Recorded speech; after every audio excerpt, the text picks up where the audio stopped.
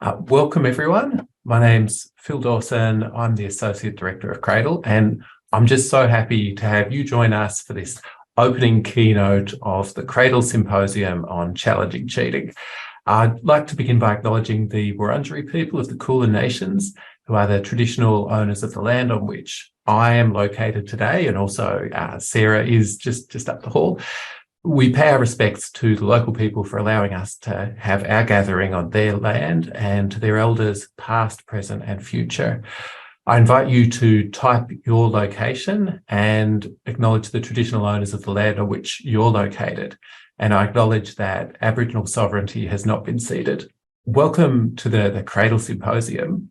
We've done one of these every year since I think it was 2016 when we had our first one on evaluative judgment.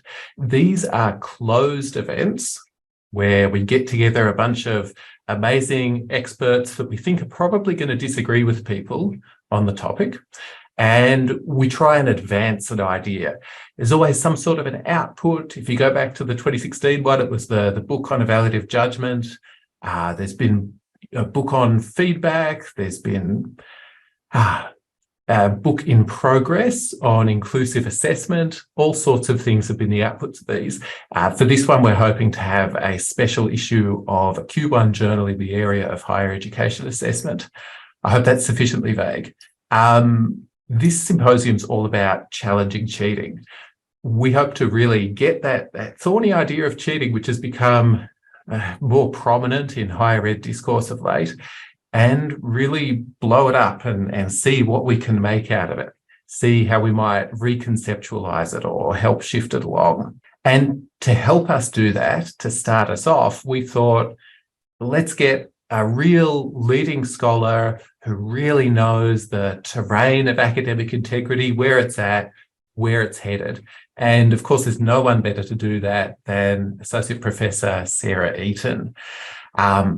Now, before doing the formal introduction for Sarah, I'm just going to go through a few little bits of housekeeping, just about how we're going to run things today. So Sarah's going to talk for about an hour, then we'll do a formal close on the hour. So there might be time for questions before the hour, there might not be, but we'll do a formal close at the hour. So if you've got to go off to something at 11 a.m. Melbourne time or wherever you are, you can.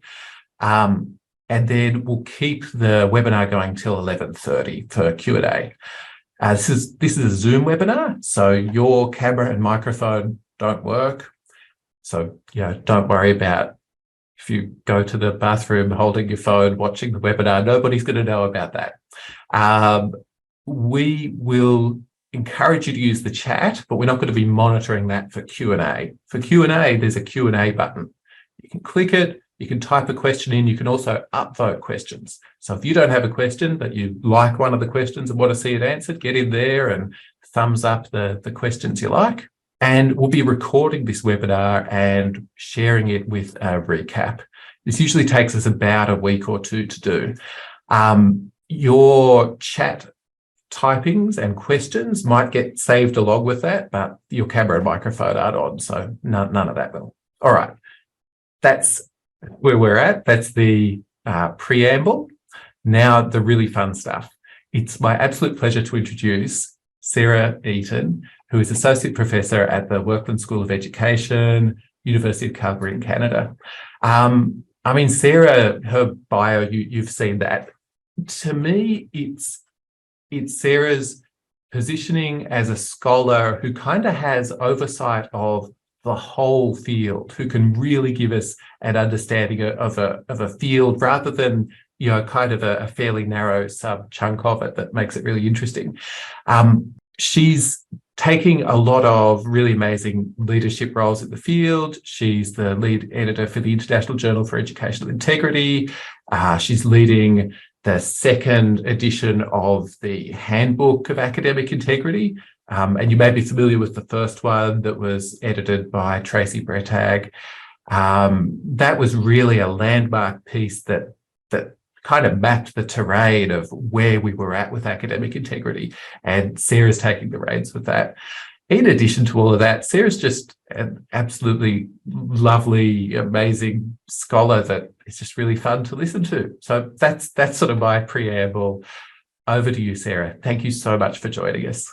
Thanks so much for the invitation to join you today, and I will pay the bribe later on for the lovely introduction that you gave me. But for now, we'll go over and just start screen sharing with some of the slides. And thanks everyone for being here today.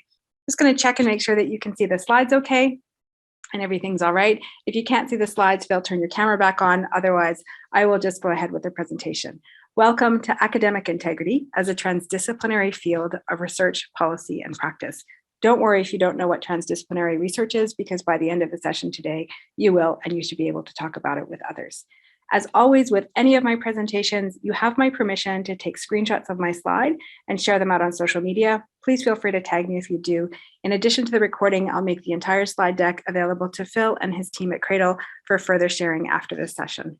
I know that Phil started with an acknowledgement of land and country, and I don't mind echoing his words and adding some of my own, that in the spirit of reconciliation, I wanted to also pay my respects to the past, present, and future traditional custodians and elders of Australia. Thank you for your hospitality and for your connections to the land and the sea and the community. And the recognition and this respect includes the valuing and the continuation of cultural and spiritual and educational practices of Aboriginal and Torres Strait Islander people. I'm a person from a settler background visiting this land, so I extend my acknowledgement to other Indigenous lands and peoples, including those from my home country of Canada, and specifically those of the Treaty 7 region of Southern Alberta, where I make my home, and the city of Calgary, where I make my home, is also home to the Métis Nation of Alberta, Region 3. I think these land acknowledgements are so important for us as ethics and integrity scholars by acknowledging the traditional territories of Aboriginal and Indigenous peoples, because it's not just something that we do as a performative act or as a matter of rote expectations, but rather as a reminder of the responsibility that we all hold to contribute to the ongoing commitment to reconciliation, which is a commitment that we practice every day in a variety of ways. Okay, so our time together today. So we're going to do an overview of transdisciplinary research. What is it? How do you wrap your head around it? Then we'll look at some global research expertise in the field of academic integrity. We'll look at some methodological and theoretical approaches used in the field. We'll show you some examples of what transdisciplinary research looks like in academic integrity, showing you some of the projects I'm working on, some of the projects other people are working on, so you can really get an idea of what's happening in the field. And I'll also give you a sneak preview of the overview, if you will, the table of contents of the second edition of the Handbook of Academic Integrity that's coming up.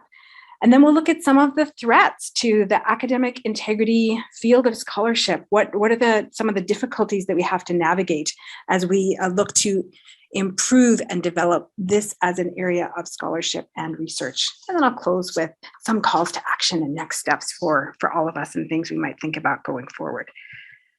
I'm a qualitative researcher, so I'm kind of obliged to position myself within this work always, and I wanted to speak a little bit to the provenance of this keynote. So this keynote shows and shares some new information that hasn't been shared before, but also has its origins, starting with a presentation for the European Network for Academic Integrity, a keynote I did for them in 2021, and then built on in 2022. So if you attended either of those, there may be things that you've heard before, but I've discovered through my own scholarship that I scaffold the ideas and I build them over time and dig a little deeper for every time that I share things with people. So some of it you may have heard before because I'm scaffolding and building on previous work. And so I just wanted to declare that because, we don't want to have conversations about self-plagiarism or anything like that. And I wanted to also let you know that, in editing the International Journal for Ed Integrity and preparing this second edition of the handbook, I really have been thinking a lot about how is our field developing and changing, and what are some of the big questions that we'll be needing and wanting to confront, and what are the things that we should be paying attention to in the field. So those are some of the things that I'll share with you in our time together today.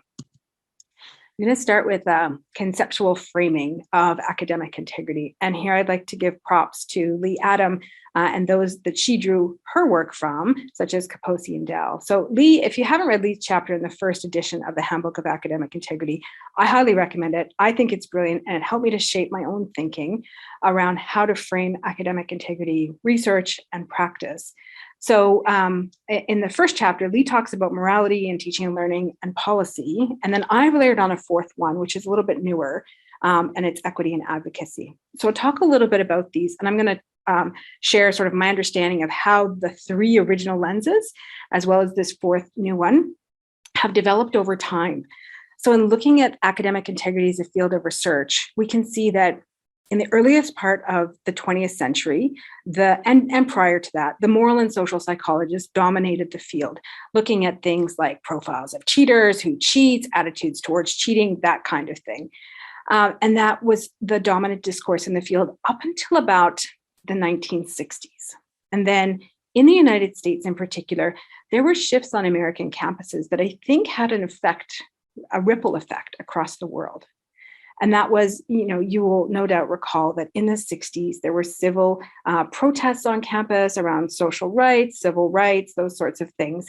And universities up to that point had what was called an in loco parentis function, meaning that universities could act in place of parents, particularly in matters of discipline. So whether it was academic misconduct or non-academic misconduct, universities had the full power that parents would hold to discipline students as parents would discipline children. And during that time of civil and social unrest in the 1960s on US campuses in particular, the universities tried to curtail that behavior by punishing students for protesting, that it was bad behavior, and it was not part of the moral fabric of the university. I'm putting this in a nutshell. And in a nutshell as well, I would say some students took their universities to court over this and said, we are adults, we have the right to free speech, a constitutional right in the United States, we have the right to protest and be treated as adults. The courts agreed, effectively relieving universities, at least in the United States, of their in loco parentis function, meaning that they could not act in place of parents for disciplining students as parents would discipline children. So that kind of left universities in a bind because they still needed a way to address misconduct, non-academic, academic, and otherwise.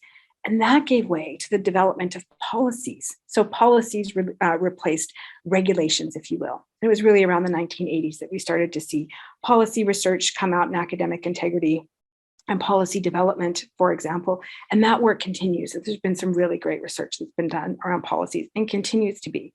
And I will point out that this shift from morality focused to policy isn't exclusionary, right? So these circles overlap for a reason. And so that policy work went up until about the beginning of the 20th century. And then we started to see a teaching and learning approach being advocated for. So some of you will no doubt be familiar with Tricia Bertram-Gallant's work in which she poses us a question or a challenge around how do we reframe the driving question from why are students cheating to why aren't students learning? And when we think about students learning and why aren't they learning, as opposed to why are they cheating, it changes the conversation dramatically. And so teaching and learning has been part of the dominant discourse until very recently. I would say it has persisted for about 20 years. And now I'm starting to see, as this landscape is changing and shifting again, that we need to add new priorities onto this around equity and advocacy, looking at things like diversity, equity, inclusion, decolonization, indigenization. These are all ideas that have been largely unexplored in academic integrity, and now is the time that we start paying attention to them. So these four overlapping lenses, if you will, continue to come into play with academic integrity, how we view it, how we organize policy around it, practices in higher education. And it's not one at the exclusion of the others, it's all of them operating at the same time. So this is kind of just a way to sort of frame some of this work. And this kind of brings us into this idea of like, okay, how do we research this? What does scholarship in this area mean? So I'm going to turn to talk a little bit about transdisciplinary research now.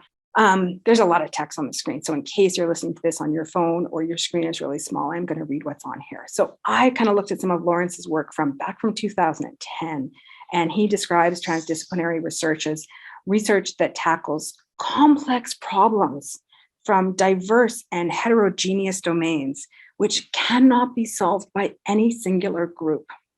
And that scholars must collaborate from across academic disciplines and include multiple stakeholders, includes researchers, educators, professionals, I think here higher education professionals in particular, policymakers, students, industry, and others. I'll show you some examples of projects where we've been doing exactly this. And it's so important to include these multiple stakeholders in some of this research. And this can result in the cross-fertilization of knowledge and experiences from diverse groups, drawing from different methodologies and theories to develop action-oriented solutions. So this definition around transdisciplinary research came out more than a decade ago. And when I read this, I thought, yes, this describes exactly what we need to be doing in academic integrity scholarship.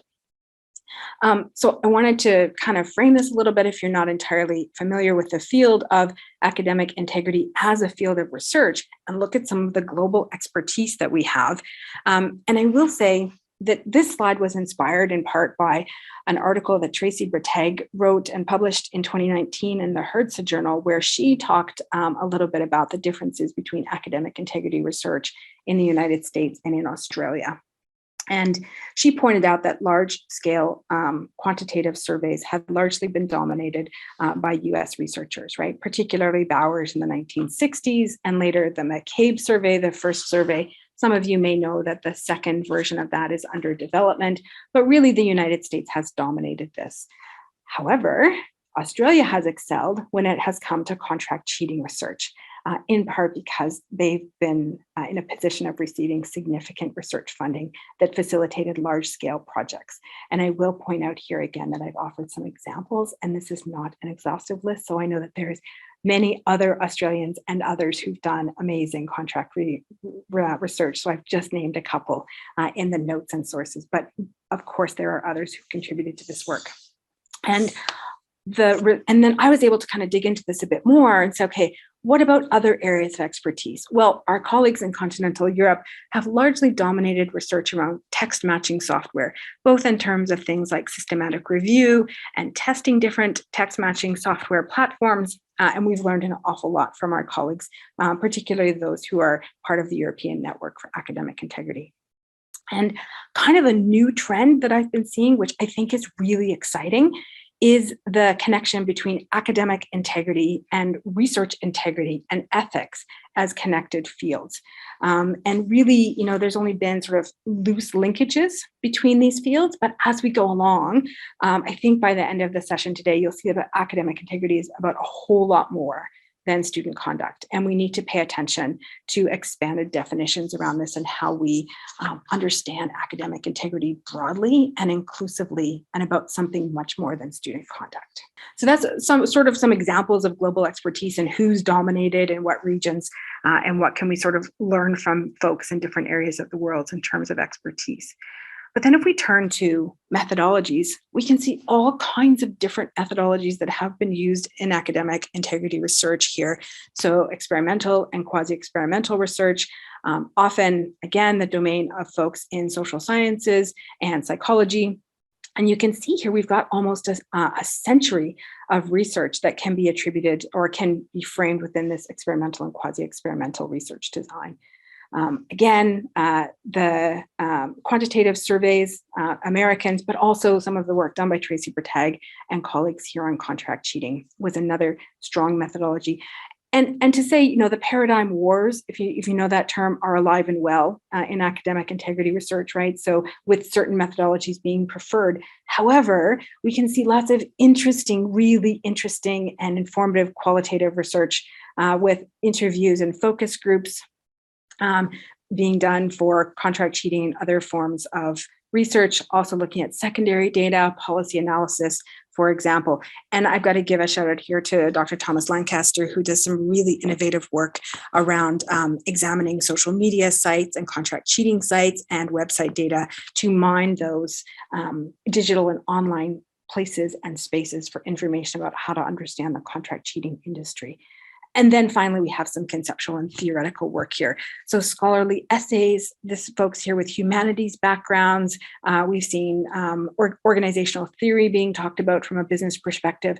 So basically, every discipline has a place in academic integrity research. That's kind of the key point of this slide here in terms of theoretical approaches. So if you are a scholar that comes from a discipline where theory is expected, we have that in academic integrity research. if you're from a discipline where theory isn't used so much, don't worry about it. But you can sort of see here, we've got this cornucopia of theoretical approaches that can be used in this research, with probably the theory of planned behavior being one of the most dominant over time as well. Again, the social scientists and psychologists know this field and this domain very well. Along with that, the theory of reasoned action as related theoretical foundations for the work. But then we can go over to business and organizational theory, look at organizational development and workplace learning theory as other ways to understand, in particular, how faculty members, professors, and institutions can create a culture of integrity. So some of that theory has been used in that way. And then there's also been some really interesting work done. I cited Saltmarsh's work here on post-structuralism, but there's been some critical theory as well that's been used to frame and critique higher education systems, which I think is a really important part of this landscape. So again, there's lots of different theoretical approaches that are appropriate and have been used very effectively for this kind of research. So I'm going to go back to the idea of transdisciplinary research and why do we need it? So in addition to the definition, we also need an argument in favor of why is transdisciplinary approaches or an approach the approach we need to take for academic integrity.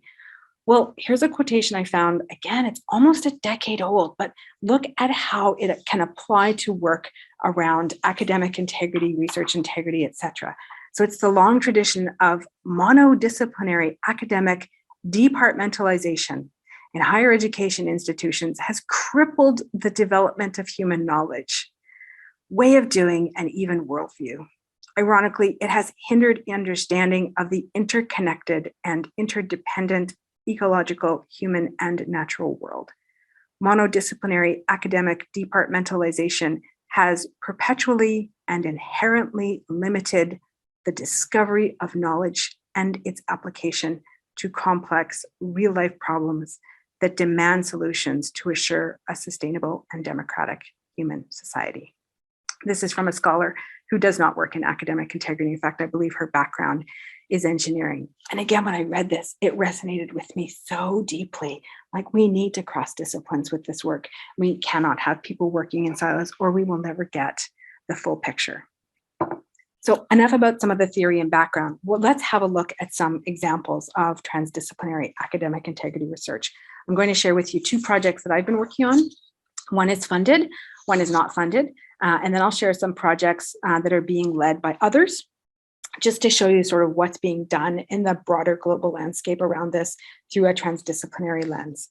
And the first project I'm going to show you is one I've been working on with a team at the University of Calgary. This is a funded research project. We got a scholarship of teaching and learning grant to undertake a project on artificial intelligence and academic integrity.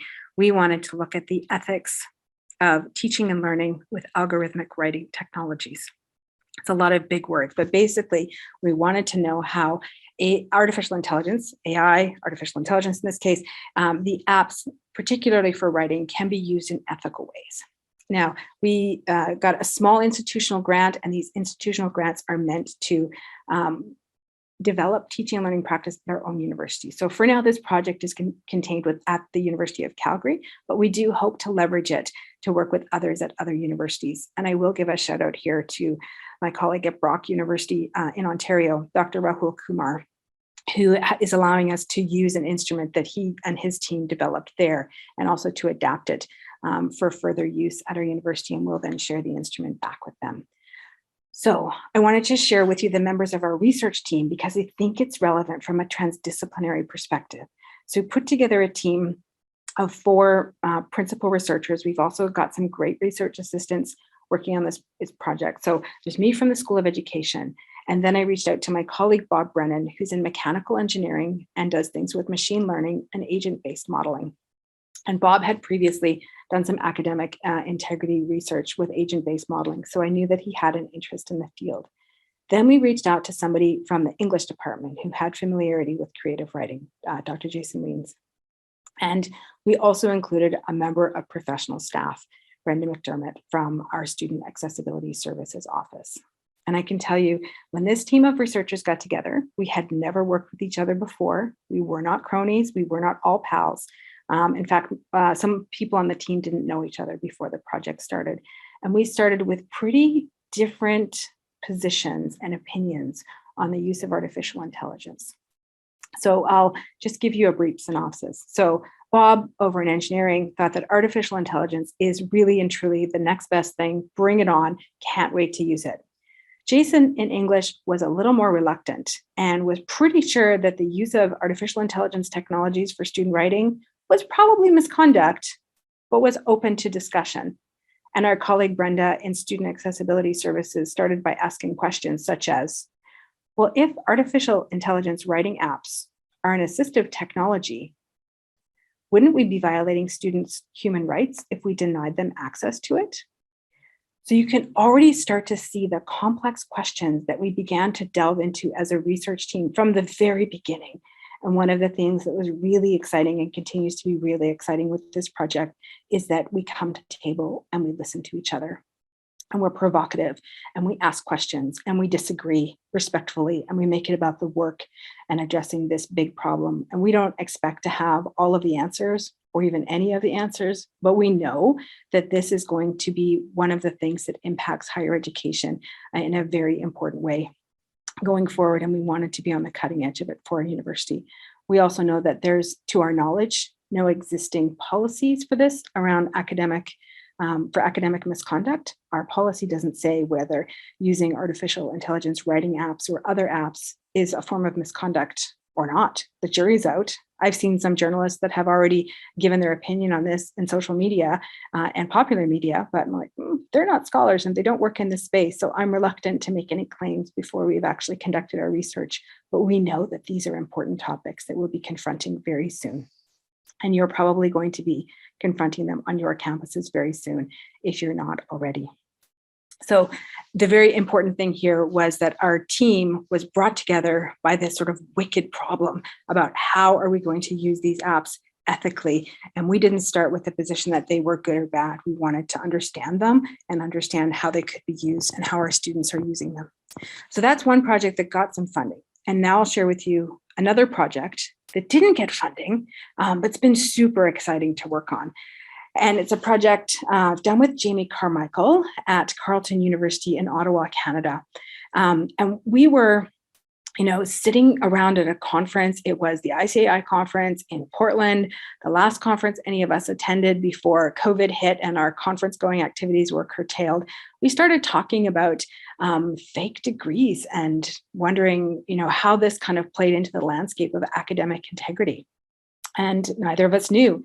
So Jamie developed a survey, and we've only run it as a pilot. We've only had a small amount of responses on this. We administered it mostly in Canada, and we presented a webinar on it in 2020. And we realized that there was an awful lot about that landscape of fake degrees that we didn't know. And we got some interesting results back from that survey, such as more than half of our respondents, who were largely higher education and academics in Canada, said that they didn't feel confident identifying a fake or fraudulent document in an applicant's package when they were applied for admission to a program. We thought, holy smokes, that's a lot. There's a lot we don't know about fake degrees in Canada. And we started digging into it and found that there actually wasn't a whole lot in the academic and scholarly literature. There were a couple of books, there were some student theses, there was the odd paper, but we noticed that none of these people had come together before to sort of work on a project. So we pitched a book to a publisher, to Springer. It was accepted for publication.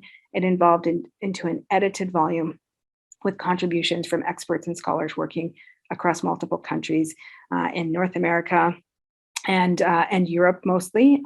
And I can't remember if we have people from other continents, but I do know that we have academic researchers, we have higher education professionals, and we have a chapter from an FBI special agent, now retired.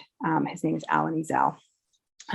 This has been a fascinating project, perhaps for me, one of the most time-intensive, effort-intensive projects I've worked on ever in my career. And I've learned so much from this unfunded project.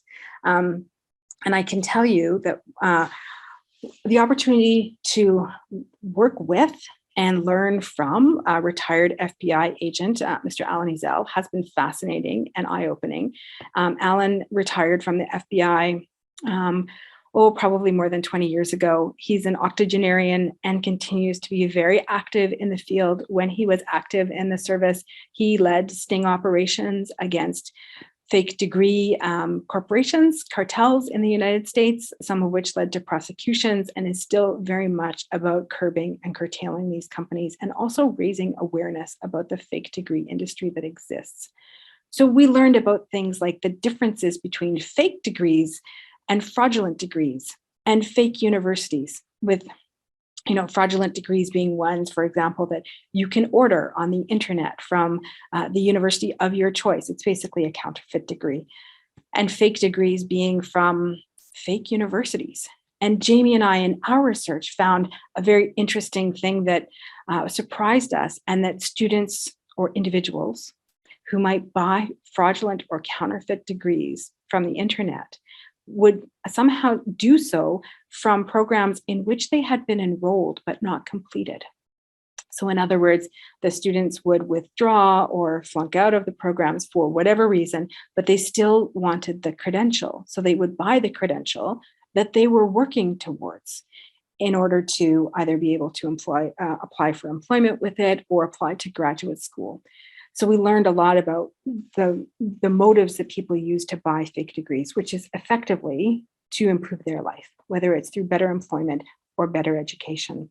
And we also learned, for example, somebody can buy a fraudulent undergraduate degree and then get into a master's program and legitimately complete the master's program. Similarly, they might buy a master's degree that say they didn't complete and then apply to a doctoral program and then actually go through and complete the doctoral program. So it's not an all or nothing, it's not black and white. And we certainly learned a lot about the nuances and complexities of this landscape around this. And I can also tell you that we talked with individuals from government organizations and agencies who would share with us confidential documents. And they said, please don't cite these, please don't mention these in public.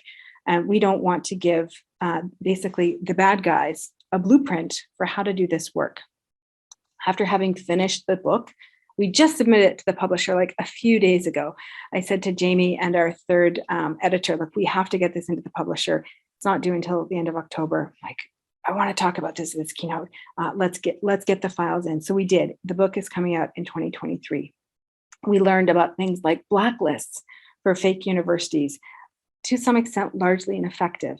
But they've been around since the 1950s. And we would sit on the phone with Alan Ezell for hours and listen to him talk to us about his experiences working in law enforcement, working against some of these companies, working with key informants from within the industry. He shared with us financial statements that had been provided to him by key informants working in the industry and asked us not to publish them because his key informants were at risk, at physical risk, if it was found out that they were sharing these bits of information with others. It was fascinating work to learn about all of this from somebody who wasn't in higher education. And we learned so much by listening to Alan's stories because he's not a scholar per se, but he is an expert and he has a book. It's out of print now. I think it's simply called Diploma Mills. And if you can get your hands on this, I highly recommend it. But for us, the real learning came from listening to him share some of his information and also from him sharing reports. Alan's chapter in our book was long and doesn't have a background on higher ed. So we ended up actually working with the third editor, Helen Patrick, who worked a lot with Alan to refine his writing, build his reference list, and turn the chapter into something that would work in an edited volume for higher education. What we had for a major outcome of this work as we were reviewing all of the chapters was clear connections between the industries that supply contract cheating services and fake and fraudulent degrees and other documents, as well as admissions fraud and scholarly paper mills. So let me unpack some of that for you. We've been able to connect these dots between these industries in ways that hadn't been done before, including blackmail and extortion as part of the business model. If you work in academic integrity research, you are no doubt familiar with the paper that John York and his colleagues published in 2020 on students who engage with contract cheating services being blackmailed. That was a revolutionary paper in the field. We knew that it was happening. We had no way to prove it. There wasn't a whole lot of scholarly literature. When their paper came out in 2020, we all read it, said, yes, somebody's finally published on this. And we all started citing it, and rightfully so, because it was a great piece of work. What you may not know is that the year before, in 2019, FBI Special Agent retired Alan Ezell published an article in which he talked about the blackmail and extortion that fake degree companies engage in for people who purchase their services. And in that same article in 2019, which you won't find in an academic journal, because he's not an academic, it's in a professional journal, he also talks about the kinds of services that these companies provide. It's not only documents that they provide, they also provide research services, assignment completion services, thesis completion services, student impersonation services for examinations, student proxy services for attending courses in lieu of the actual student, as well as research papers. This will probably sound very familiar to anybody who studies contract cheating. And in one of our conversations, I said to Alan, you know, this, in addition to the fake degrees, you're talking about contract cheating. And his response to me was, ma'am, I don't know what contract cheating is, but I do know what organized crime is. And I can tell you this is organized crime. Alan Ezell talks about this in his book chapter. We were able to develop from our work with Alan and work with other contributors to this book who examine topics such as fraud and corruption in English language proficiency testing. We have 2 chapters on that. Fraud in admissions, fraud in US varsity sports, fraud and corruption in European institutions, universities, and countries. We're starting to be able to build a global picture around what does this industry actually look like. And as a result of this knowledge synthesis, we've developed a new, and we believe now, evidence-based framework that will help researchers and higher education professionals, policymakers, possibly law enforcement, to understand the global commercial cheating industry in new ways. So I'm going to share with you now this framework that we've come up with that will be in our book. This is actually the first time that I'm showing it to anybody outside of our project. So here we go. We call it the ecosystem of commercial academic fraud. We have, through this work, been able to make direct and evidence-based connections between degree mills, the companies that operate fake and fraudulent diplomas, transcripts, reference letters, and other academic and professional documents, along with contract cheating. We know this as the outsourcing, commercial or outsourcing, in this case, of student academic work, term paper mills, assignment completion services, thesis services, student proxy services. In addition, we've been able to connect this to admission fraud through projects such as Operation Varsity Blues, where individuals were hired to complete SATs or student, I think they're student admission tests. We don't use those in Canada, but complete university entrance tests on behalf of students. We know that there's an entire industry out there that will write English language proficiency tests on behalf of students. And this is also linked to unethical educational agents who will provide these services to applicants and even into their student life once they reach campus. And we've also been able to connect this to paper mills, which we differentiate from essay mills. Term paper mills here meaning the scientific and scholarly publishing corruption. So if you are an editor of a scholarly journal, you may be familiar with paper mills as those services that will churn articles with fake or fraudulent data, sell authorship, etc. What we learned from this project is that there are indie suppliers, if you will. There are freelance writers. Some of them have told their story. Some of them have become celebrities. There's also small sort of boutique organizations or shops that will provide one kind of service, such as just contract cheating services. So the BBC, for example, has done documentaries about the Kenyan academic sweatshops where individuals will write for the industry. We also learned that there are some companies that will provide a full service model where they provide all of these services. And there's one in particular out of Pakistan that Alan Ezel writes about in his chapter in our book. And he was the one that showed us how this industry operates. But he didn't know about the academic research. What was fascinating for us is that we in higher education and academic research didn't know what was happening in law enforcement and outside our sector. But once we saw the connections, we can't unsee them. This for us showed us that everything we thought we knew about contract cheating was just a piece of the puzzle. There is so much more to this, and it goes so much deeper than any of us ever suspected. After doing this work, I can share another little anecdote from our book, which is that we can now make a reasonable estimate as to the size of the industry for what we're calling this commercial academic fraud ecosystem, based on what Alan Ezel was able to share with us and financial statements that he showed us from some of the fake degree companies.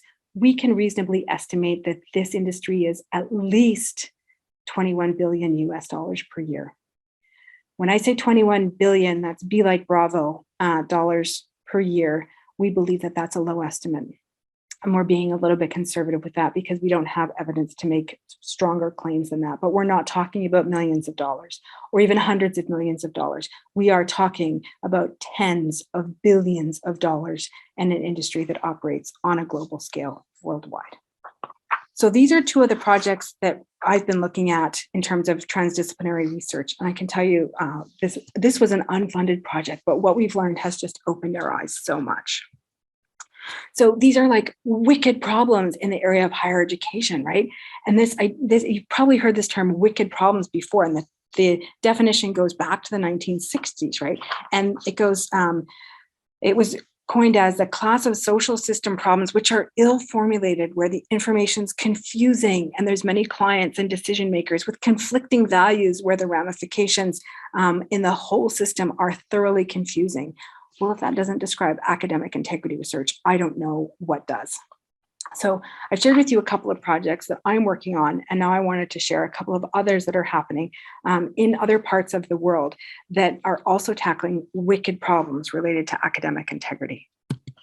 First, I'd like to give a shout out to my compatriot here, Dr. Martine Peters at the Université de Québec en Outaouais, and she's leading a $2.5 million, that's Canadian dollars, project on partnership on university plagiarism prevention. She has partners from, I believe, more than 15 countries. That's probably a low estimate. And there's more than 40 people working as part of this research team. And as far as I know, this is the project in the world that has received the highest amount of research funding anywhere.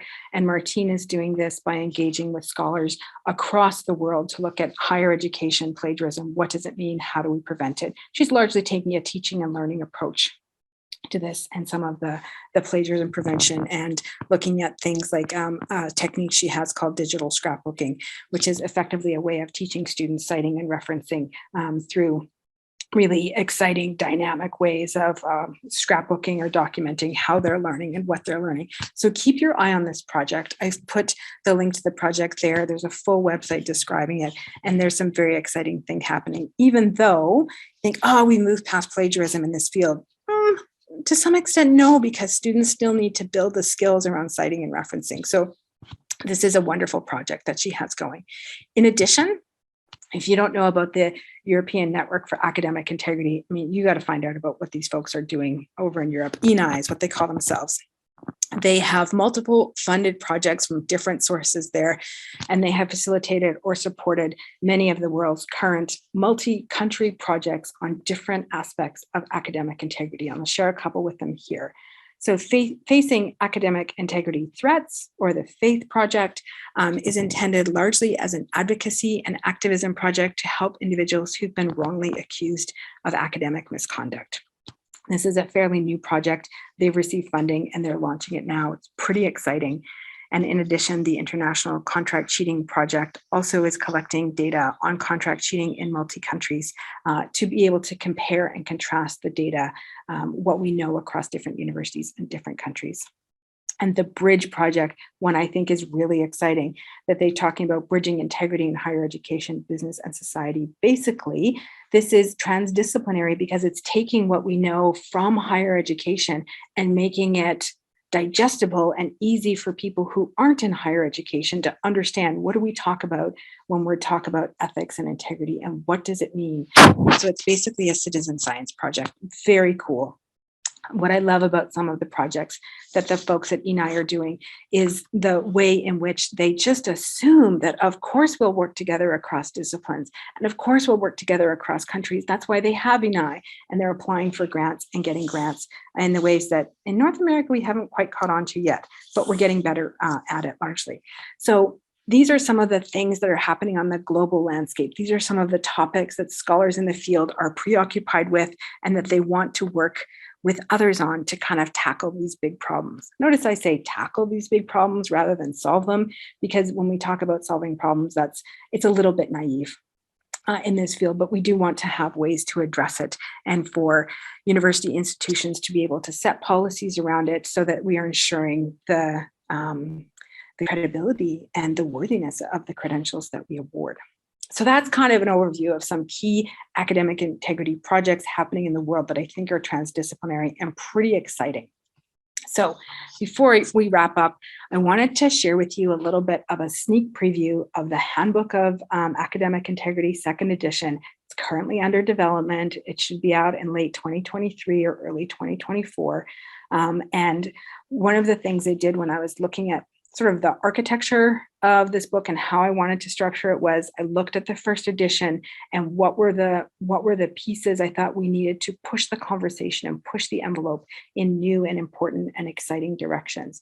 So we have new sections in the second edition of the handbook that weren't explicitly unpacked in the first edition, if you will. So we have technology and cybersecurity. There was a section in the first edition on ed tech. We've added cybersecurity as a new topic that we need to pay attention to. We have an entire section on equity, diversity, inclusion, decolonization, and indigenization, because these were topics that were on nobody's radar or very few people's radar, when the first edition of the handbook was published. We also have a section connecting academic integrity with research integrity and publication ethics. One of the starting points or assumptions of this book is that academic integrity is about more than student conduct. It is about integrity in the academy, in every aspect of the academy. And that's one of the things we want to emphasize with this book. And then finally, we're going to have some new and I hope provocative chapters on academic integrity as a field of scholarship.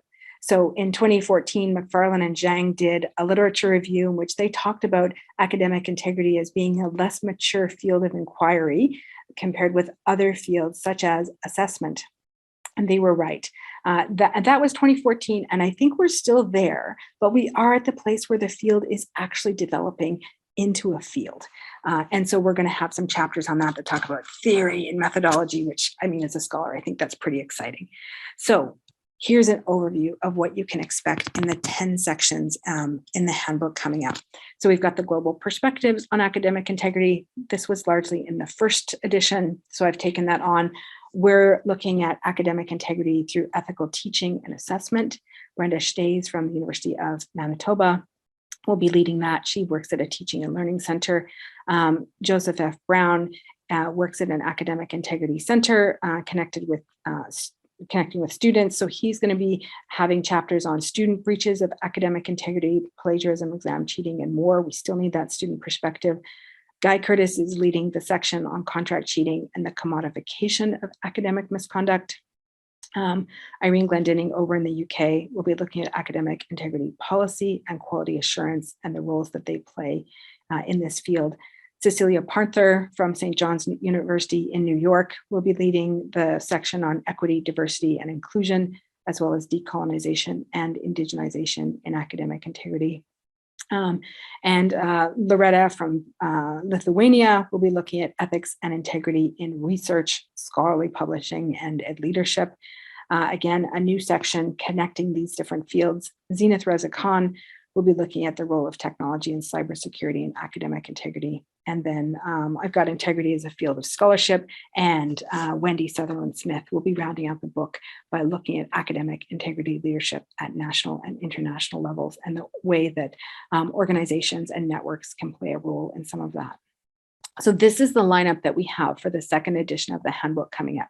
And I also wanted to note, when I asked folks to join me on this journey for this book and to be section editors, also wanted to update the way that we were doing things in the first edition. The section editors, amazing folks from different disciplinary backgrounds, but largely white scholars of European descent. So I wanted to push the bar in terms of walking the equity talk and having people with expertise from folks who are not white and not from European backgrounds. So this is one of the things that we are paying attention to with regards to who's leading the sections.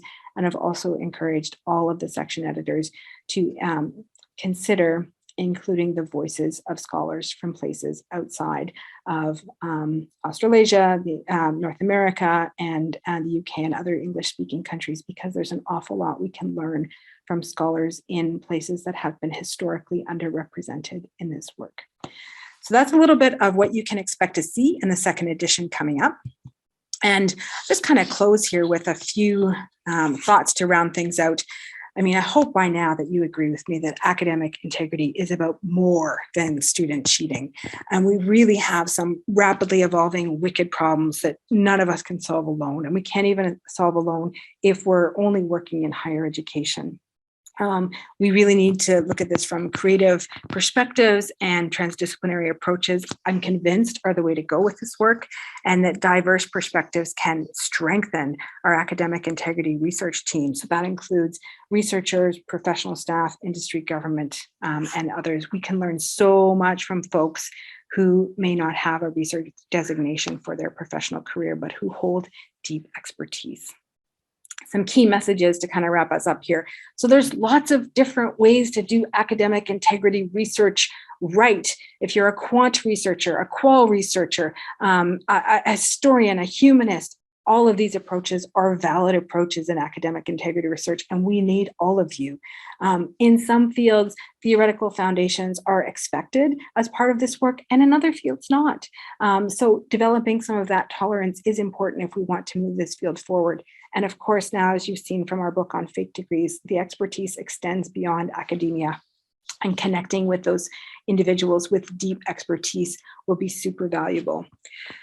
There are, however, some threats to the academic integrity field from a research perspective, and I'll go over them. I've got 7 of them here. In case this is small on your screen, I'll kind of read them out and unpack them a little bit in our final 5 minutes together.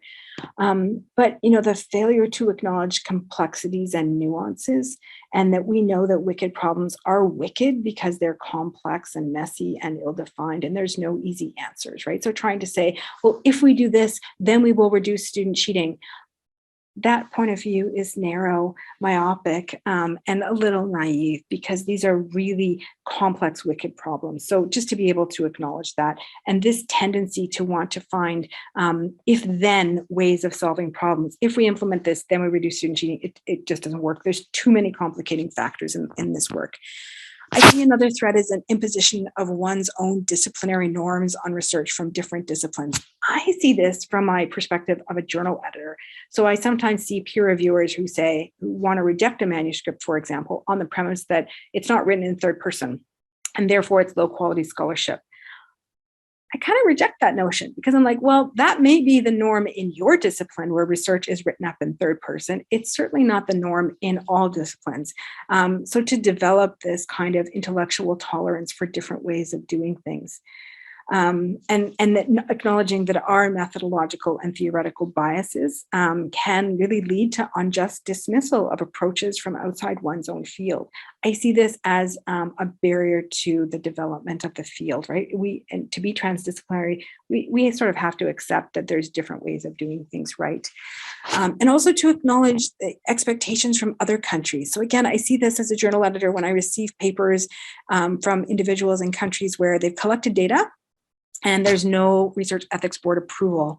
And in conversation sometimes with these authors, I discovered that in their country, there are no mechanisms to get REB or research ethics board approval. So I'm like, okay, they're not there yet. I, as a journal editor, feel like I should not penalize people for working within a system that doesn't even allow them to get REB approval. These are some of the tensions that I deal with as a journal editor. Okay, 3 more. Intellectual snobbery and instability has no place in this work, really. I mean, this can be exacerbated by people working across disciplines. I've seen this in the field. If you've been in this field, you've probably seen it as well. People that are very quick to dismiss others from different disciplines, different backgrounds, different regions of the world, or dismiss scholars whose first language might not be English. I recommend resisting that kind of snobbery and calling it out when you see it. Largely, our field of academic integrity research remains dominated by scholars of European heritage. So there's really a lot of room here to improve that. And by inviting people from, for example, equity deserving groups, people who are from historically marginalized groups, for example, individuals from the global South, we have so much to learn from these folks. And then again, that some of these questions cannot be answered by academics, shouldn't be tackled by academics alone. There's a lot to learn from working with partners outside higher education. Last couple of minutes. To conclude, I'll leave you with some calls to action. Things you can think about and take away with you is, one, is cultivating that methodological and theoretical tolerance. Just because people in different fields or disciplines do things differently doesn't mean they do things wrongly. And we need this intellectual tolerance in our field for it to grow. We need to be able to include people from equity deserving groups and non-academic early career researchers and others working in non-research fields such as higher ed professionals, government, industry. We need those people desperately to help us understand what's happening. We also need to seek out opportunities, I think, to move beyond our comfort zone. It can be really unsettling when you're working with folks from a different discipline, but also really rewarding and challenging. So rejecting that intellectual elitism in the name of advancing the field of research. And then intentionally building research teams with those who want to tackle the big questions, even if we don't always agree with them or we don't always understand their training. It can be super valuable and very exciting. And then finally, to create new knowledge by constantly challenging what we thought we knew. So the topic of this symposium is all about challenging cheating. And I hope by now you have lots of ideas swirling around in your head about how you can challenge cheating in a bunch of different ways from your own expertise.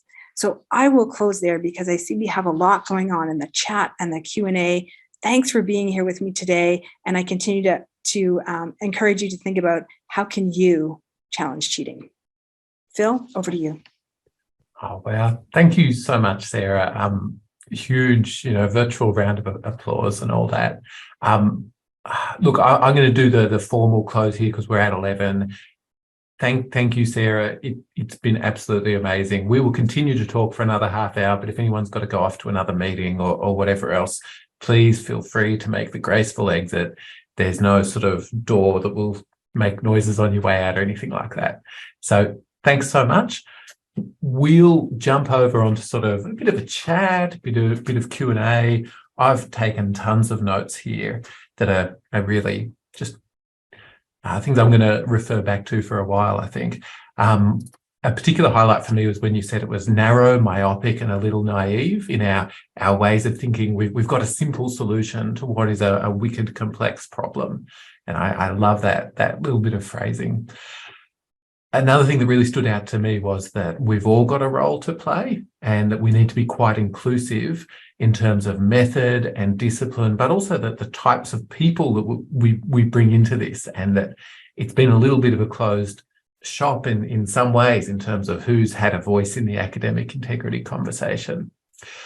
We've got tons of talk in the chat. I saw some things that were a bit questiony in the chat. So if you want something to be treated as a question, please do bump it over into the Q&A. There's a Q&A button. You click it, you type your question in. You can also vote for questions that you'd really like to have addressed. And I'm going to go from sort of the most addressed and work our way down in the time we have. So the top question here is from CRADLE director David Bowd. So Dave says, you have presented a vivid account of the industry of anti-integrity and responses to it, but this seems to lock us into the traditional cheating perspective. Can you say more about the ways in which the problem has been reformulated away from the formulation of the problem of misbehaving students and how they might be caught, such as how academia has constructed cheating through its own actions? I love this question. In some ways, I think higher education has created the conditions under which contract cheating and the fake degree industry can flourish, as has society with its emphasis on credentialism that has only continued to explode in recent decades. So when employers ask for candidates for jobs who have a certain credential, or at the very least a degree, for jobs that may not actually need a degree, right? This perpetuates this societal obsession that we have with credentialism that feeds into the industry that sells fake degrees and fake transcripts and other fake kind of credentials, and will motivate students to want to take other higher educations by using fake degrees. So, others have talked about the ways in which the higher education system has set the conditions for contract cheating to flourish, but I think it's broader than that. I think society is creating the conditions for all of academic fraud to flourish, right? So we've ended up with two sort of parallel systems. We've got the legitimate educational system, higher education, K-12, continuing education. Then we have the fraudulent parallel one that operates as a shadow system that will provide people what they need to improve their lives. And whether that improved life is a better job or a job of any kind, or it's, going to school, any of those things. I think what drives this is people's desire for a better life, to be honest. I hope that kind of addresses the question a little bit.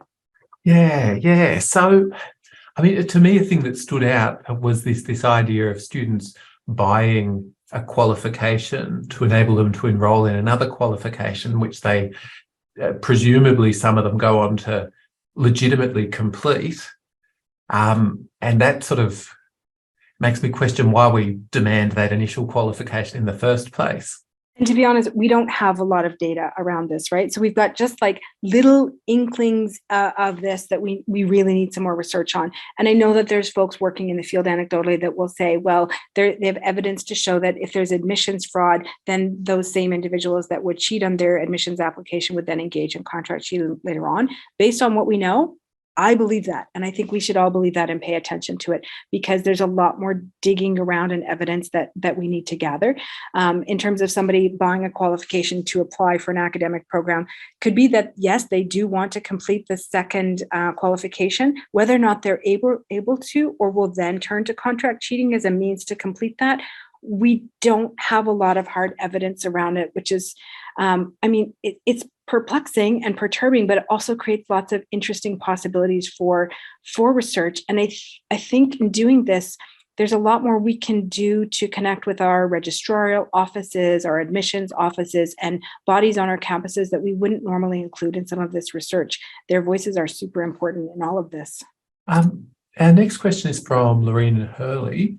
So Lorene says that she's currently managing some referrals for plagiarism, copy-paste, maybe with a paraphrasing tool or thesaurus, where the explanation was that students didn't know anything about the topic, so they had to do it this way. What sort of proactive education about the purpose of assessment and how to promulgate this might work for staff as well as students? Well, that's a huge question. That's a whole symposium right there. When we talk about assessments, and Phil, you and I have chatted about this as well, is the assessment needs to sort of fit the learning outcomes. And, a colleague of mine in Canada, Julia Christensen Hughes, when she was doing some work with Don McCabe when he was alive, coined a term that students cheat when they feel cheated.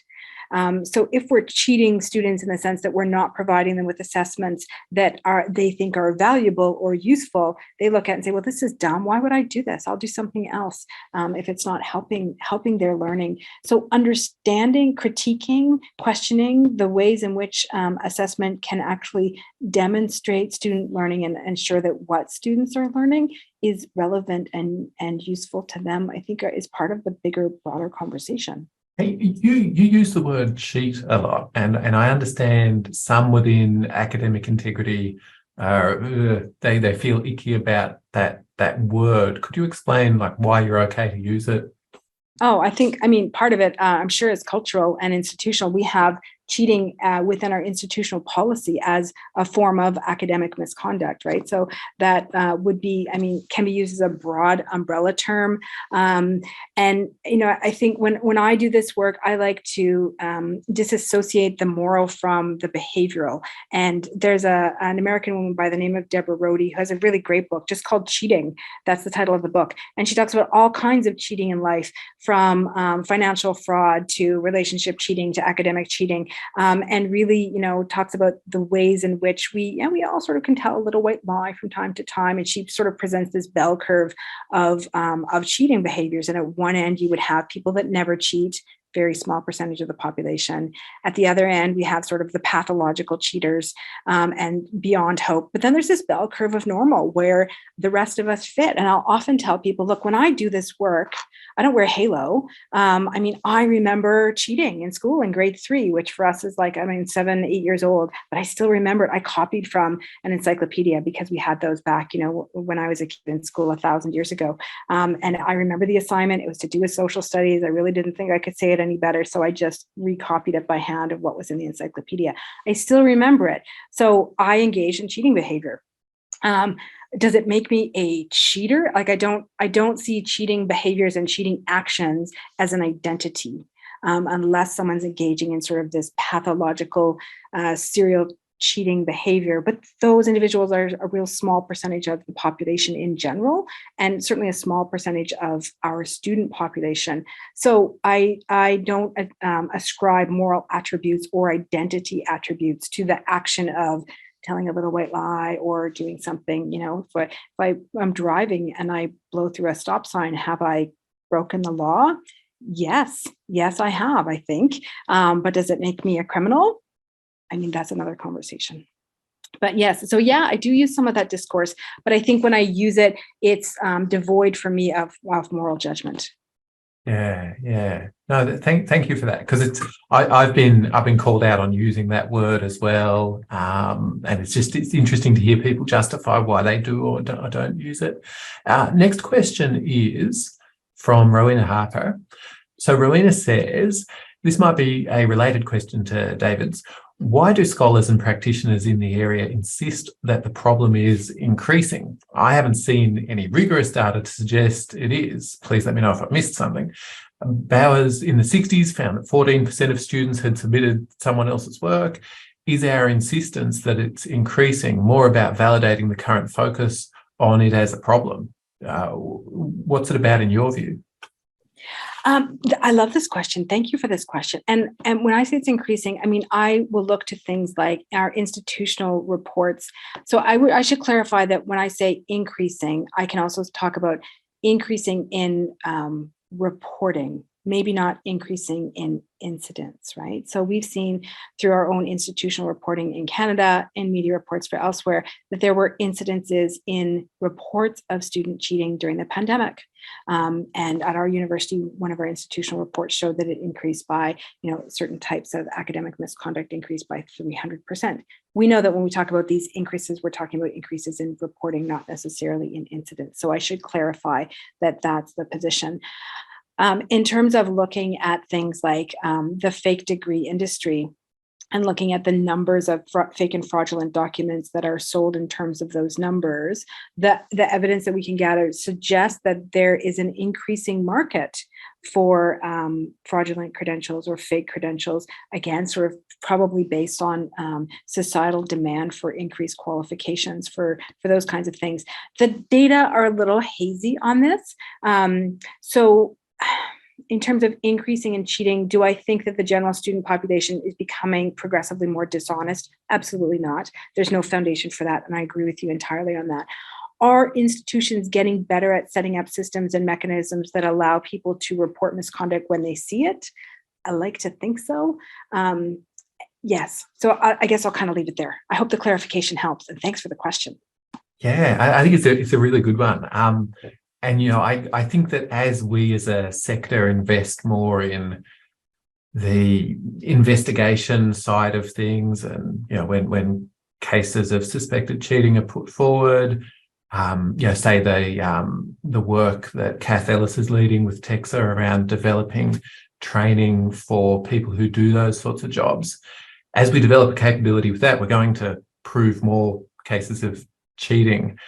I'd like to think hopefully we prove fewer cases of cheating that aren't actually true. I hope that's also an outcome from it. But yeah, the numbers are going to increase on the detected side. But it is fascinating what we use. Do we think of the problem in terms of the suspected cases based on extrapolation from self-report surveys? Do we look at the problem from proven cases? Do we use some other sort of metric? Guy Curtis has put a little note in there. So when I click done on that one, it'll go over into the answered tab for anyone who wants to click that link. The next question we have is from Lincoln James. And Lincoln says, what insights do you have about students who feel forced into contract cheating? For example, international students from non-English speaking backgrounds who might feel entirely lost in their studies. Gosh, I think there's a couple of different ways to look at this problem. One is from the individual student perspective, and also the collective student perspective, right? Of students feeling that they have no other alternative. If this is the only way that they can survive, right? And I've often questioned in my own work if we can really call academic coping a form of misconduct. We probably can, and there's some justification for that, but it does provide some additional context, right? Like around, lack of, intentionality to do things wrong. Like if people are trying to just cope and survive in an academic setting, then there may be some explanation for what they're doing, though an explanation isn't necessarily a justification.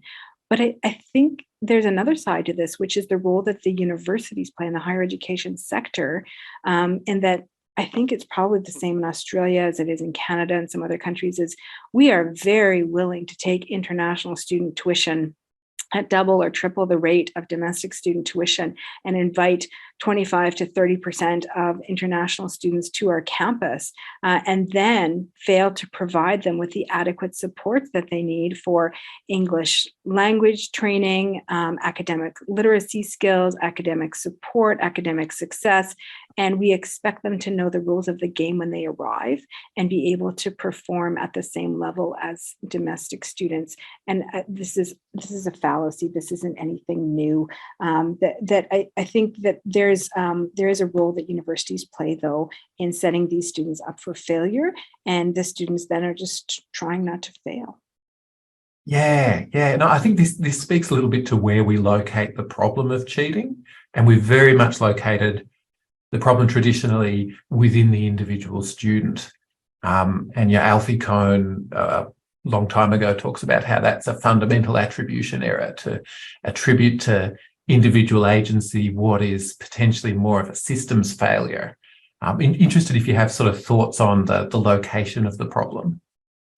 Yeah, I think the more I do this work, the less and less I locate it within the scope of the individual student. Of course, doesn't mean that individuals can abdicate their responsibility from acting ethically. But when there's massive pressures on individuals to cheat, to compete, or just survive in the field, we have to ask ourselves, what are the conditions that the system is not only set up, but continues to perpetuate, that leads students to this place where they feel like this is their only option. So absolutely, there are big systemic questions here.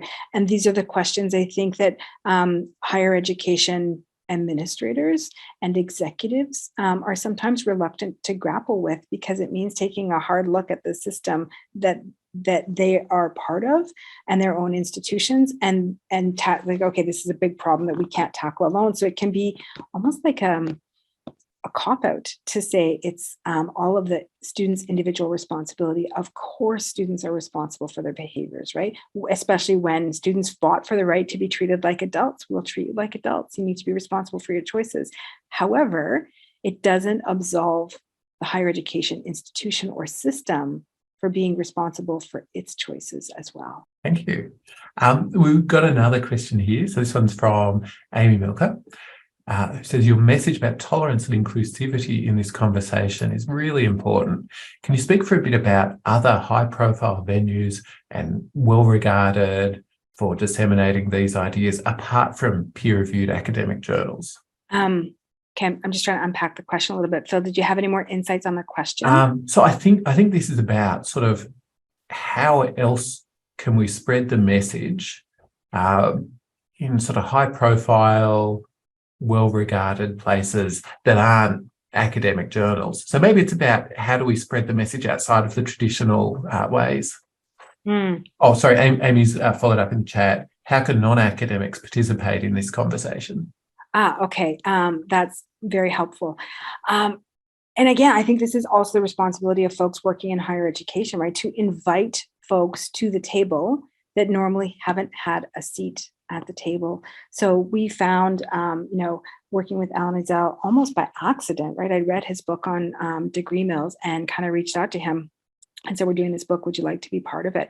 So I think for folks who work in this privileged space of academia, for those of us with full-time jobs, the responsibility is actually on us to invite others to the table that historically have been excluded and haven't had not a place at the table, haven't even been invited into the room.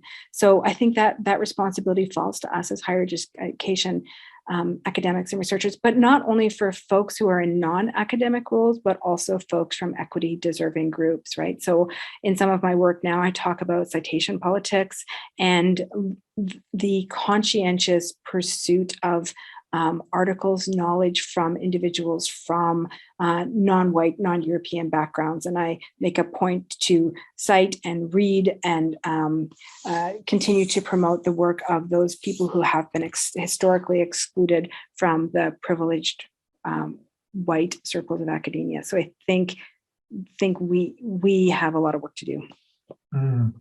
Yeah, I think so. I mean, I really like that you talk and you are taking big steps towards inclusivity in this conversation. I think it's really good, but yeah, big steps are needed. Matthew Hillier's followed up in that one to say there's also venues such as the Ascolite special interest groups. Ascolite's our sort of Australasian EdTech research community, transforming assessment webinars, which Matthew runs, which do feature speakers who are not just published researchers. Our next question is from Rowena Harper. So she says, this is probably related to my earlier question. My physio once asked me, why is cheating a problem? Is society actually negatively impacted by cheating? In health, he argued, there are many checks and balances that limit the potential impacts of cheating. I'd love to hear your thoughts. It sounds like somebody I'd love to sit down and have a cup of tea with. Oh, Rowena is well worth doing that with. Yes, Rowan, and the physical therapist as well. Yeah, both. So the question's provocative, right? The checks and balances that are there, and yet we hear, stories of people who sort of slip through the cracks. And I'm reflecting on an example that Alan Ezell shared with me from the United States, from the 3 Mile Island nuclear reactor disaster that they had there, which wasn't anywhere near as big as Chernobyl, but was nevertheless important. And he alleged that some individuals working at that plant had questionable qualifications. So I'll just leave it there and say questionable. So I think the impact on society when people with questionable credentials, whether those are legitimate credentials acquired through misconduct behavior such as contract cheating, and then the individual gets their actual parchment from a real university, or they've bought the qualification outright, can put us in positions where lives can be at stake. And if there are professions where there are checks and balances, that's great. One of them where I think we don't have checks and balances is actually in higher education. And I didn't talk about this in the presentation, but I can tell you anecdotally that in cases where we've had individuals with questionable credentials in higher education who are found out, and I'll keep this anecdotal, but it's dealt with very quietly, very privately. The person is simply walked out. And in one case that I know of, the individual had graduate students and had published with graduate students, and yet the person's credentials as a professor were found to have been faked. So that kind of left that, what does this mean for the graduate students and their future? In that case, the argument was that the entire university system meant that the student was not in jeopardy. So I think there are cases where the higher education or another system can put in checks and balances. There are some industries where there aren't. So again, I'm not sure it's black and white, but I love the question. And should we even care about cheating? I like this provocation because especially in cases where one, lives might be at stake, or two, the sector relies on reputation and credibility in order to exist. Like higher education, we exist because there's reputation behind the work that we do.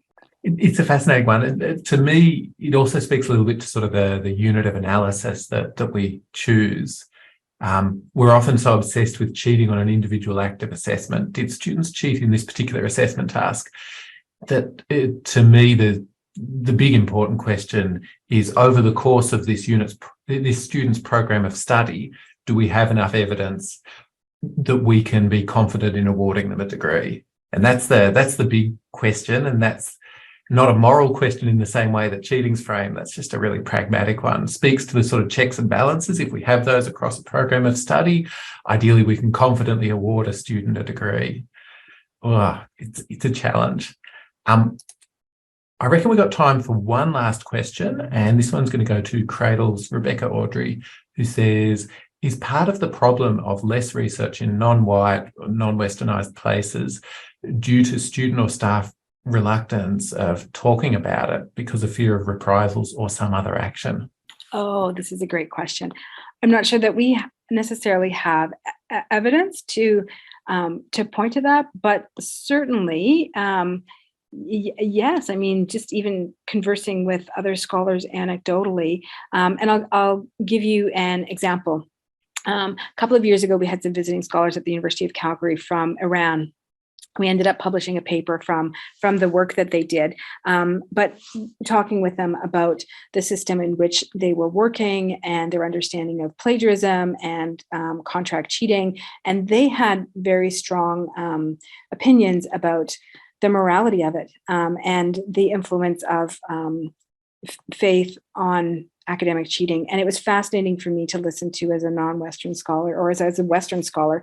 And I learned a lot from working with them. But there was also an awful lot that went unsaid in those conversations. And I decided not to push because in part I wanted to respect that they were in a difficult and delicate position and to appreciate the opportunity that I had to learn as I had conversations with them.